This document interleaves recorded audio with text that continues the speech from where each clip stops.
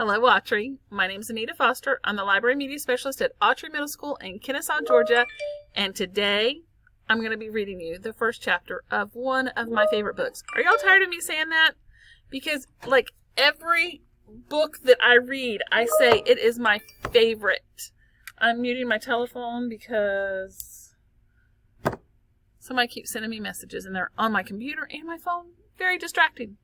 All right, so yes, I am going to be reading you one of my favorite books, one of my favorite series, from one of my favorite authors. Lots of favorites in there. Okay.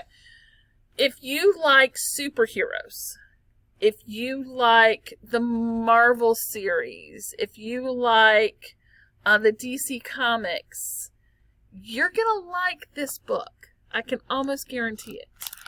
So this is Renegades by Marissa Meyer, who also was the author for the Lunar Chronicles. So if you liked that, you might like this. It's a pretty good book. So let's start reading. We were all villains in the beginning. For hundreds of years, prodigies were feared by the rest of the world. We became hunted, tormented, feared, and oppressed. We were believed to be witches and demons and freaks and abominations. We were stoned and hanged and set afire while crowds gathered to watch with cruel eyes, proud to be ridding the world of one more pariah. They were right to be afraid. Hundreds of years. Who would stand for it? Age of Anarchy changed everything. He united the most powerful prodigies he could find, and together they rebelled. He started with the infrastructure, government buildings torn from their foundations, banks and stock exchanges turned to rubble, bridges ripped from the sky, entire freeways reduced to rocky wastelands. When the military sent jets, he plucked them from the air like moths. When they sent tanks, he crushed them like aluminum cans. Then he went after the people who failed him. Failed all of them. Whole governments gone. Law enforcement disbanded. Those fancy bureaucrats who had bought their way into power and influence, all dead, and all in a matter of weeks. The anarchists cared little for what would come next. Once the old world crumbled, they cared only for change, and they got it. Soon, a number of villain gangs began to crawl out from society's ashes, each hungry for their own slice of power, and it wasn't long before Age of Anarchy's influence spread across the globe. Prodigies banded together for the first time in history, some full of wrath and resentment, others desperate for acceptance that never came. They demanded fair treatment and human rights and protection under the law. And in some countries, the panicking governments hastened to cater to them. But in other countries, the rebellions turned violent, and the violence dissolved into anarchy. Chaos rose up to fill the void that civilized society had left behind. Trade and manufacturing ground to a halt. Civil wars erupted on every continent.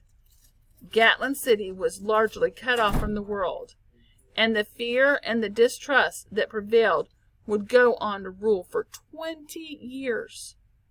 They called it the Age of Anarchy.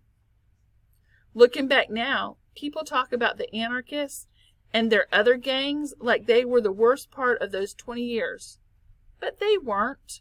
Sure, everyone was terrified of them, but they mostly left you alone as long as you paid up when it was due, and you didn't cause them any trouble. But the people, the normal people, they were far worse. With no rule and no law, it became every man, woman, and child for themselves.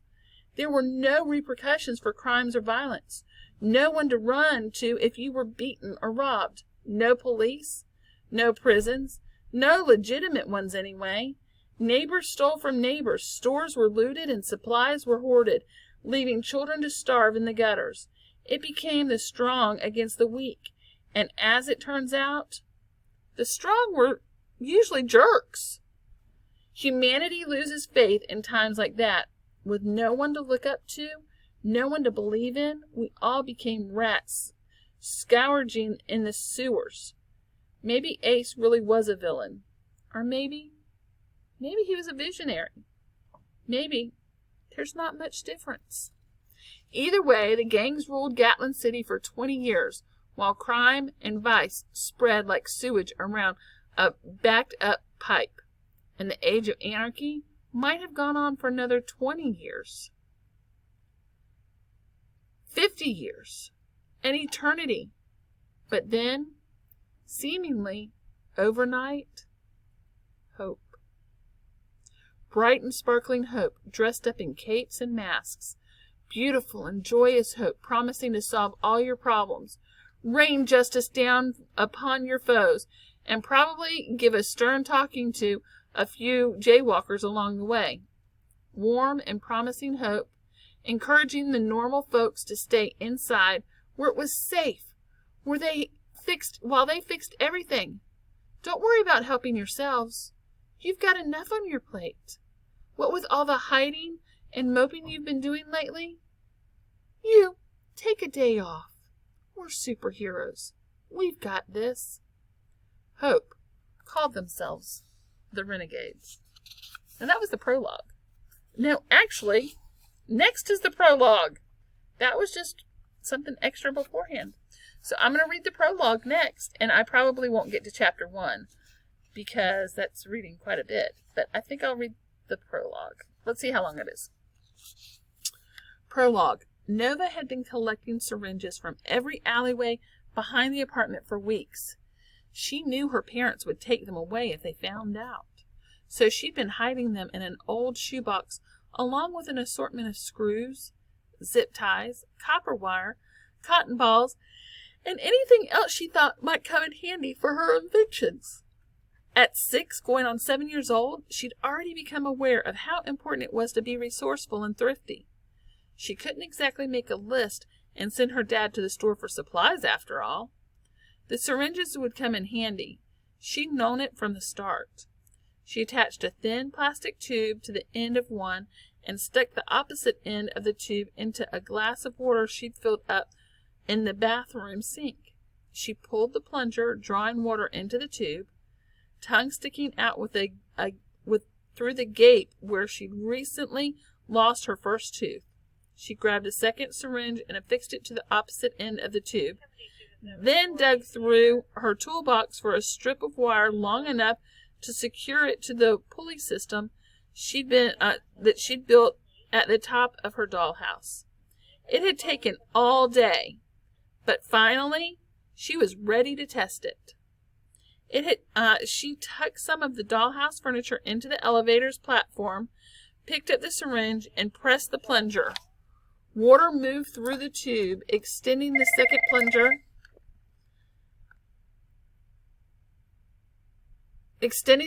plunger upward and setting the complicated series of pulleys into action. The elevator rose. Nova sat back with a grin. Hydraulic-powered elevator. Success! A cry from the next room intruded on the moment, followed by her mother's cooing voice. Nova looked up at her closed bedroom door. Evie was sick again. It seemed she was always running a fever these days, and they'd run out of medicine for her days ago. Uncle Alec was supposed to be bringing more, but it might be hours still. When Nova had overheard her father asking Uncle Alec if he might be able to find a children's ibuprofen for the baby's fever, she'd considered asking for more of the fruit-flavored gummies he'd given her on her birthday last year, too. Or maybe a pack of rechargeable batteries. She could do a lot with rechargeable batteries, but Papa must have seen the request brewing in her eyes and had given her a look that silenced her. Nova wasn't sure what it meant. Uncle Alec had always been good to them, bringing food and clothes and sometimes even toys with his weekly spoils, but her parents never wanted to ask for anything special, no matter how much they needed it. When there was something specific, they had to go into the markets and offer up trades, usually the things her father made. The last time her dad had gone to the market, he'd come back with a bag of reusable diapers for Evie and a jagged cut above his eyebrow. Her mom stitched it up herself. Nova watched, fascinated to see that it was exactly like how her mother sewed up Dolly Bear when her seams came open. Nova turned back to the hydraulic system. The lift was just shy of being level with the dollhouse's second floor. If she could increase the capacity of the syringe or make some adjustments to the lever system. Beyond the door, the crying went on and on. The floorboards were squeaking now as her parents took turns trying to comfort Evie, pacing back and forth through the apartment. The neighbors would start to complain soon. Sighing, Nova sat down the syringe and stood. Papa was holding Evie in the front room, bouncing her up and down and trying to press a cool washcloth against her flushed brow. But it only made her wail louder, and she tried to shove it away. Through the doorway into their tiny kitchen, Nova saw her mom digging through the cabinet, muttering about misplaced apple juice, though they all knew there wasn't any. "Want me to help?" said Nova. Papa turned to her, distress shadowing his eyes. Evie screamed louder as he forgot to bounce her for 2 whole seconds. "I'm so sorry, Nova," he said, bouncing again.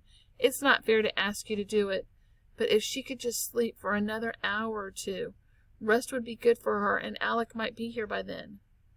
"I don't mind," said Nova, reaching for the baby. "It's easy." Papa frowned. Sometimes Nova thought he didn't like her gift, though she didn't know why. All it had ever done was make the apartment more peaceful. He crouched down and settled Evie into Nova's arms, making sure her hold was secure. Evie was getting so heavy, nothing like the tiny infant she'd been not quite a year ago. Now she was all chubby thighs and flailing arms. She'd be walking any day now, her parents kept saying. Nova sat down on the mattress in the corner of the room and stroked the fingers through Evie's baby soft curls. Evie had worked herself into a tizzy, big tears rolling down her plump cheeks. She was so feverish that holding her felt like holding a miniature furnace. Nova sank into the tossed blankets and pillows and placed her thumb against her sister's cheek, scooping away one of the warm tears. She let her power roll through her. An easy, gentle pulse. The crying stopped. Evie's eyes fluttered and her eyelids grew heavy. Her mouth fell open in a shuddering "oh." Just like that, she was asleep. Nova looked up to see her dad's shoulders sink in relief. Mom appeared in the doorway, surprised and curious, until she spotted Nova with the baby tucked against her. "This is my favorite," Nova whispered to them, "when she's all soft and cuddly and quiet." Mom's face softened. "Thank you, Nova. Maybe she'll feel better when she wakes up. And we won't have to start looking for another place to live," Papa muttered. "Charlie's kicking people out for less than a crying baby." Mom shook her head. "He wouldn't risk angering your brother like that." "I don't know." Papa frowned. "I don't know what anyone would or wouldn't do anymore. Besides, I don't want to be in Alex's debt any more than we already are." Mom retreated into the kitchen to start putting away the cans and boxes she'd scattered across the linoleum, while Papa sank into a chair at the apartment's only table. Nova watched him massage his temple for a moment before he squared his shoulders and started to work on some new project. Nova wasn't sure what he was making, but she loved to watch him work. His gift was so much more interesting than hers. The way he could pull threads of energy out of the air, bending it and sculpting them like a golden filigree. It was beautiful to watch, mesmerizing even, as the glowing strips emerged from nothing, making the air in the apartment hum. Then quietly and darkening as her father let them harden to something tangible and real. "What are you making, Papa?" He glanced over at her, and a shadow passed over his face, even as he smiled at her. "I'm not sure yet," he said, his fingers tracing the delicate metalwork. Something Something I hope will put to right some of the great injuries I've caused this world." He sighed then, and a weighted down sound that brought a frown to Nova's face. She knew there were things her parents didn't talk about to her, things they tried to shelter her from, and she hated it. Sometimes she would overhear conversations between them. Words passed through the long hours of night when they thought she was asleep. They whispered about falling buildings and entire neighborhoods being burned to the ground. They murmured about power struggles and how there didn't seem to be any safe place left, and how they might flee the city. But that the violence seemed to have consumed the whole world now. And besides, where would they go? Only a week ago, Nova had heard her mother say, "They'll destroy all of us if no one stops them." Nova had wanted to ask about it, but she knew she would get only vague answers and sad smiles and be told that it wasn't for her to worry about. "Papa," she started again, after watching him work for a little while, "are we going to be okay?" A figment of copper energy spluttered and disintegrated in the air. Her father fixed her with a devastated look. "Of course, sweetheart. We're going to be fine." Then, "Why do you always look so worried?" He set down his work and leaned back in his chair. For a moment she thought he might be on the verge of crying, but then he blinked and the look was gone. "Listen to me, Nova," he said, slipping off the chair and crouching in front of her. "There are many dangerous people in this world, but there are so many good people, brave people. No matter how bad things get, we have to remember that so long as they are heroes in this world, there's hope that tomorrow might be better." "The Renegades," she whispered, her voice tinged with a hint of awe. A wisp of a smile crossed her father's features. "The Renegades," he confirmed. Nova pressed her cheek against Evie's soft curls. The Renegades did seem to be helping everyone these days. One had chased down a mugger who tried to take Mrs. Ogilvy's purse, and she'd heard that a group of renegades had broken into the gang's storehouses and taken all the food to the private children's home. "And they're going to help us," she said. "Maybe we can ask them for medicine next time." Her father shook his head. "We don't need that sort of help as much as some other people in the city do." Nova's brow furrowed. She couldn't imagine anyone needing that sort of help more than they did. "But," her father said, "when we need them, when we really need them, they'll be here, all right?" He swallowed and sounded more hopeful than convincing when he added, "They'll protect us." Nova didn't question it. There were superheroes. They were the good guys. Everyone knew that. She found Evie's pudgy fingers and started to count off each knuckle while running through all the stories she'd heard. Renegades pulling a driver from an overturned delivery truck. Renegades breaking up a gunfight in a nearby shopping district. Renegades rescuing a child who had fallen into Harrow Bay. They were always helping, always showing up at just the right moment. That's what they did. Maybe, she thought, as her father turned back to his work, maybe they were just waiting for the right moment to swoop in and help them too. Her gaze lingered on her father's hands, watching them mold, sculpt, tug more threads of energy from the air. Nova's own eyelids started to droop. Even in her dreams, she could see her father's hands. Only now he was pulling falling stars out of the sky, stringing them together like glowing golden beads. A door slammed. Nova awoke with a start. Evie huffed and rolled away from her. Groggy and disoriented, Nova sat up and shook her arm, which had fallen asleep beneath Evie's head. The shadows in the room had shifted. There were low voices in the hallway. Papa sounded tense, her mom murmuring, "Please, please." She pushed off the blanket that had been draped over her and tucked it around Evie, then crept past the table where the delicate copper-colored bracelet sat abandoned, an empty space in the filigree waiting to be filled with a precious stone. When she reached the front door, she turned the knob as slowly as she could, prying the door open just enough that she could peer out into the dim hall. A man stood on the landing, stubble on his chin and light hair pulled into a sleek tail. He wore a heavy jacket, though it wasn't cold outside. He was holding a gun. His indifferent gaze darted to Nova as she shrank back, but his attention slid back to her father as if he hadn't even seen her. "It's a misunderstanding," said Papa.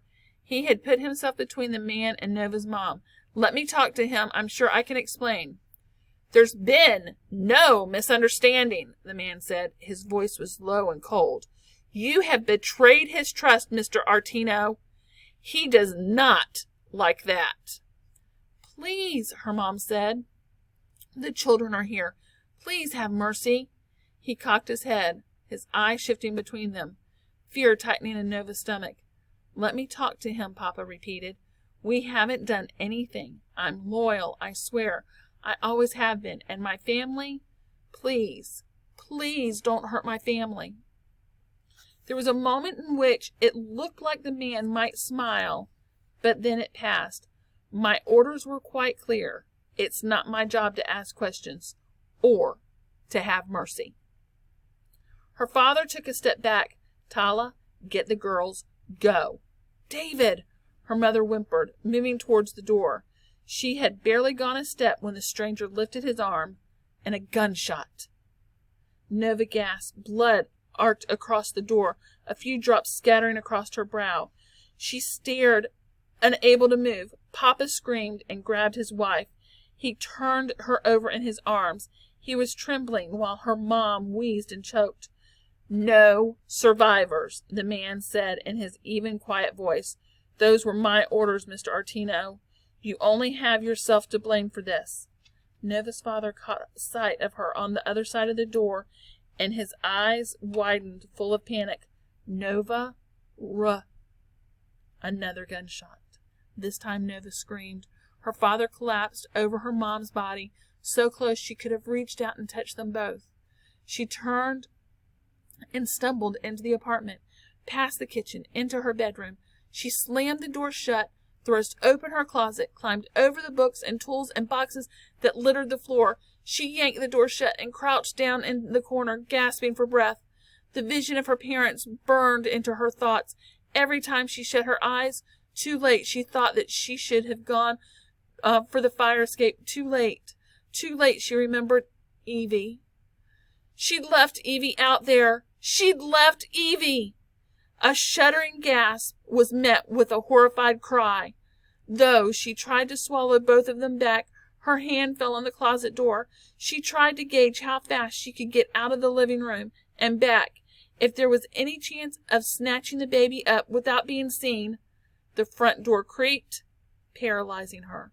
She pulled her hand back against her mouth. Maybe he wouldn't notice Evie. Maybe she would go on sleeping.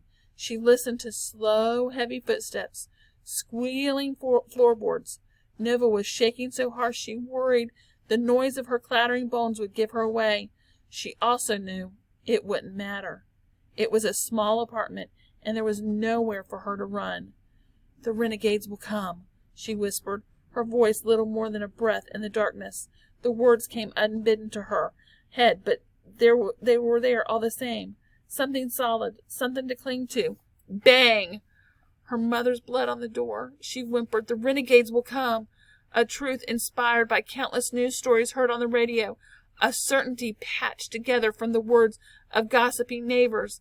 They always came. Bang! Her father's body crumpling in the hall. Nova squeezed her eyes shut, and hot tears spilled down her cheeks. The renegades! The renegades will come! Evie's shrill cry started up in the main room. Nova's eyes snapped open. A sob scratched at the inside of her throat, and she could no longer say the words out loud. "Please, please let them come." A third gunshot. The air caught in Nova's lungs. Her world stilled. Her mind went blank. She sank into the mess at the bottom of the closet. Evie had stopped crying. Evie had stopped. Distantly, she heard the man moving through the apartment, checking the cabinets and behind the doors, slow and methodical. By the time he found her, Nova had stopped shaking. She couldn't feel anything anymore, couldn't think. The words still echoed in her head, having lost all meaning. The renegades will come. Doused in the stark lights from her bedroom, Nova lifted her eyes. The man stood over her. There was blood on his shirt. Later she would remember how there had been no regret, no apology, and no remorse. Nothing at all as he lifted the gun. The metal pressed against her forehead where her mother's blood had cooled. Nova reached up and grabbed his wrist, unleashing her power with more force than she had ever had. The man's jaw slackened, his eyes dulled, and rolled up into his head. He fell backward, landing with a resounding thud on her bedroom floor, crushing her dollhouse beneath his weight. The whole building seemed to shake from his fall. Seconds later, deep, peaceful breathing filled the apartment.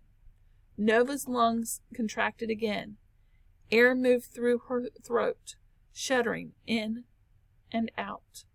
She forced herself to stand and rub the tears and snot from her face. She picked up the gun, though it felt awkward and heavy in her hand, and slipped her finger over the trigger. She took a step closer, one hand gripping the doorframe as she left the sanctuary of the closet. She wasn't sure where she would aim. His head? His chest? His stomach? She set it on his heart. Got so close to him, she could feel his shirt brushing against her bare toes. Bang! Her mother was dead. Bang! Her father. Bang! Evie. The renegades had not come. They weren't going to come. Pull the trigger, she whispered into the empty room. Pull the trigger, Nova. But she didn't. Pull the trigger. She couldn't. Minutes, maybe hours later, her uncle found her. She was still standing over the stranger's sleeping form, ordering herself to pull the trigger, hearing those gunshots over and over every time she dared to close her eyes. Nova. A plastic bag dropped to the floor, taking a plastic medicine bottle with it. Nova stared and turned the gun on him. Uncle Alec didn't even flinch as he crouched before her. He was dressed as he always was. The black and gold uniform, his dark eyes barely visible through the copper-toned helmet that disguised most of his face. Nova, your parents, your sister. He looked down and reached for the gun. Nova didn't resist as he took it from her. His attention turned to the man. I'd always thought you might be one of us, but your father wouldn't tell me what it was you could do.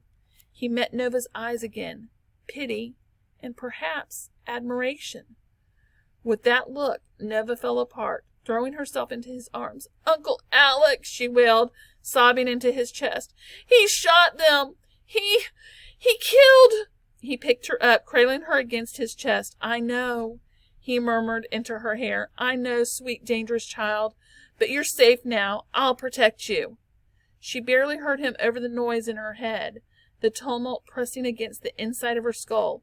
Bang! Bang! Bang! But you can't call me Alec anymore. Not out there, all right? My little nightmare. He smoothed her hair. The handle of the gun bumped against her ear. To the rest of the world, I'm Ace. You understand? Uncle Ace. But she wasn't listening, and maybe he knew that. In the midst of her cries, he squeezed her tight, aimed the gun at the sleeping man, and fired. That was the prologue. Okay, are you hooked yet? Chapter 1 starts 10 years later. Okay? So if you would like to check this out, you can check it out in the CLC. We do have a couple of copies, and I believe we also have this as an ebook in Sora. So you can check it out online, or you can check it out in the CLC. All you have to do is go to autryclc.com or autryvikings.com, and there's a link on both of those telling you exactly how to check out our books. There's a short video that you can watch, and then you can check them out. All right, Autry, I hope you enjoyed that, and I hope you come to the CLC and check this book out. Have a great day.